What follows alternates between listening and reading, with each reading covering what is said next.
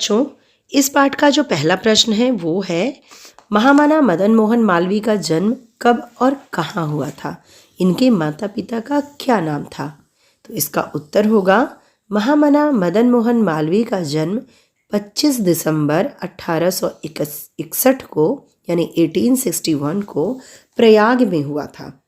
इनके पिता पंडित ब्रजनाथ चतुर्वेदी और माता का नाम श्रीमती मूना देवी था। दूसरा प्रश्न देखिए, मदन मोहन और उनके वंशज यानी कि उनके जो दादा परदादा थे वंशज मालवीय क्यों कहे गए? उत्तर है, मालवीय जी के पूर्वज 15वीं शताब्दी में मालवा प्रदेश से आकर प्रयाग में बस गए थे और स्थानवाची मल्लई या चौबे उपनाम से जाने गए। मल्लई शब्द को पंडित मदन मोहन ने मालवीय बनाया, यानी कि मालवीय का मूल शब्द क्या था? मल्लई। तब से सारे मल्लई मालवीय कहे जाने लगे। इस पाठ का तीसरा प्रश्न है, मालवीय जी के जन्म के समय भारत की स्थिति कैसी थी? मतलब मालवीय जी जब पैदा हुए, बॉर्न हुए, तो फिर उस समय भारत किस स्थिति में था?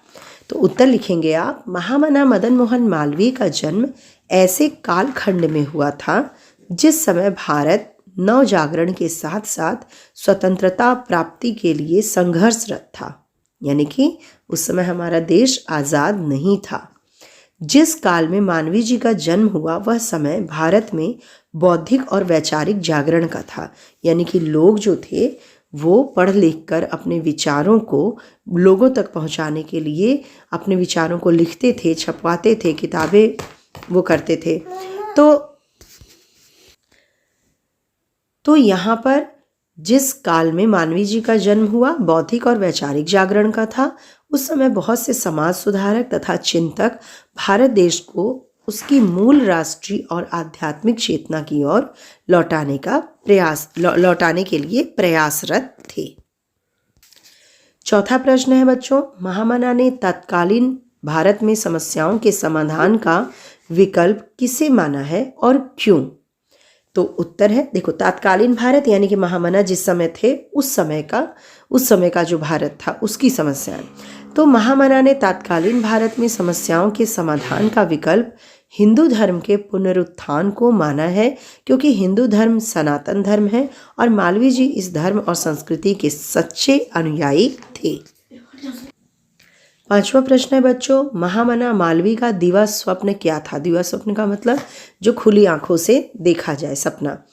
तो उत्तर होगा, महामना मालवीय जी का दिवा स्वप्न था हिंदू धर्म के दर्शन द्वारा विश्व बंधुत्व के भाव को जागृत करना। छठा प्रश्न है, उन्होंने तत्कालीन समाज में फैली किन किन समस्याओं पर कुठाराघात किया, यानी कि प्रहार किया, यानी उन समस्याओं को उभारा। तो मालवीय जी ने तत्कालीन समाज में व्याप्त छुआछूत, अस्पृश्यता, बाल विवाह, स्त्री को अशिक्षित और कमजोर बनाए रखने जैसी कुप्रथाओं पर कुठाराघात किया, यानी उसका विरोध किया। सातवां प्रश्न है, स्त्रियों के प्रति मालवीय जी के क्या दृष्टिकोण थे? तो उत्तर होगा, स्त्रियों के प्रति अपना दृष्टिकोण व्यक्त करते हुए उन्होंने कहा था कि मैं चाहता हूं कि हमारे देश की सभी स्त्रियां अंग्रेज महिलाओं की भांति पिस्तौल और बंदूकें रखें और उनको चलाना सीखें, ताकि वे किसी भी आक्रमण से अपनी रक्षा कर सके। उन्होंने जनता से अनुरोध किया कि वे सब जब सामाजिक कुरीतियों को दूर करें जो स्त्री जाति के उन्नति में बाधक है। वे बाल विवाह के घोर विरोधी थे। उन्होंने सामाजिक उन्नति के लिए स्त्री शिक्षा पर विशेष जोर दिया। मतलब यह बच्चों कि मालवीय जी जो थे औरतों को आगे बढ़ाना चाहते थे और औरतों को आगे बढ़ने में जो भी चीज़ें बाधक थी उसका वह पुरजोर विरोध करते थे। इस पाठ का आठवां जो प्रश्न है बच्चों, काशी हिंदू विश्वविद्यालय की स्थापना के पीछे मालवीय जी की क्या सोच थी? काशी हिंदू विश्वविद्यालय बच्चों बनारस में है, वाराणसी में। तो इनकी स्थापना मदन मोहन मालवीय के द्वारा हुआ था। तो उत्तर होगा, महामना मदन मोहन मालवीय एक राजनीतिज्ञ से अधिक शिक्षा शास्त्री थे।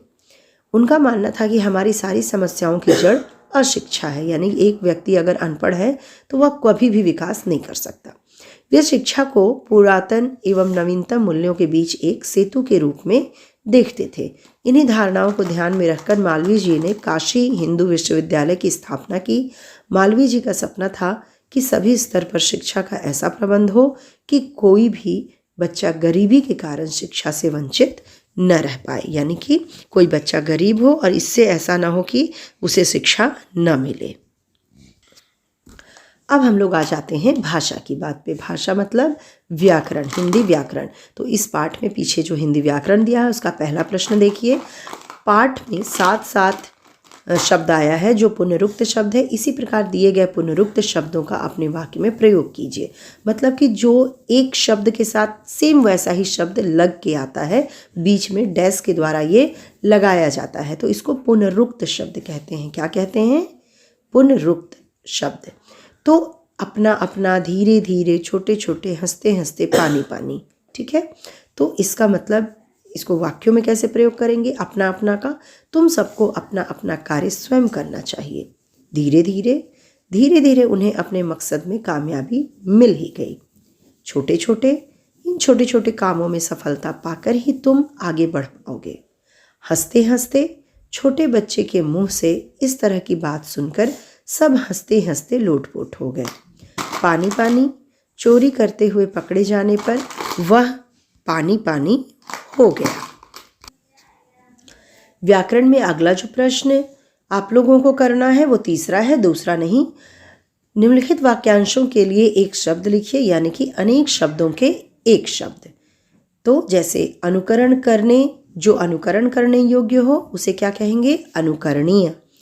युग का निर्माण करने वाला, युग निर्माता। जो सबको समान भाव से देखता हो, समदृष्टा। जहाँ पृथ्वी और आकाश मिलते प्रतीत हो, क्षितिज। जिसका कोई खंड ना हो सके, अखंड। तो बच्चों ये व्याकरण के हिस्से को भी आप अपने कॉपी में लिख लेंगे, ठीक है, जिसमें कि 2 तरह के प्रश्न हैं और 8 प्रश्न आपके प्रश्न इस पाठ से हैं, तो इनको आप अपनी फेयर नोटबुक में नोट कर लेंगे। चलिए मिलते हैं अगले टॉपिक के साथ अगले वीडियो में। अच्छी लगे वीडियो तो लाइक ज़रूर कर लीजिएगा, नए हो तो आप सब्सक्राइब कर लीजिएगा। कोई भी क्वेरीज हो तो आप कमेंट बॉक्स में कमेंट कर सकते हैं। चलिए, goodbye and take care.